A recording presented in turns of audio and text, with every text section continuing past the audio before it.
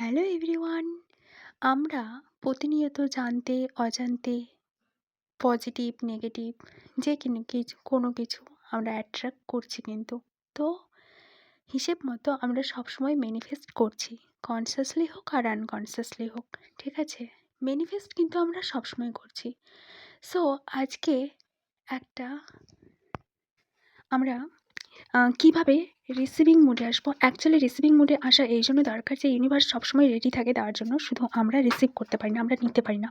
তো সেটা কিভাবে আমরা নিজেদের লাইফে অ্যাট্রাক্ট করব, কিংবা আমরা কিভাবে রিসিভিং মুডে আসবো। সো আজকে থেকে একটা কাজ শুরু করবো আমরা, যেটা খুব সিম্পল অ্যান্ড খুব কম টাইমের জন্য, মানে খুব কম টাইম লাগবে অ্যাকচুয়ালি কাজটা করতে। তো আমরা কি করব, প্রতিদিন ঘুমানোর সময় আজকে থেকে আমাদের যে কোনো যে কোনো ৫টা কিংবা ১০টা খুব সিম্পল জিনিস, যেগুলো আমাদের লাইফে ঘটেছে কিংবা আমরা রিসিভ করেছি, এরম ভালো কিছু।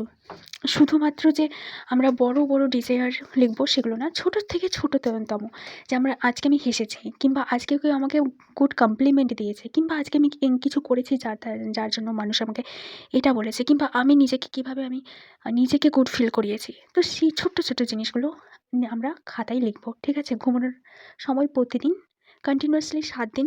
তারপরে তোমরা নিজেদের লাইফে করতে শুরু করবে। সো এটা 7 দিনের জন্য আমি বললাম। সো এটা আজকে থেকে ট্রাই করো। ওকে, সো আজকের জন্য এইটুকু। দেখা হচ্ছে পরের ভিডিওতে।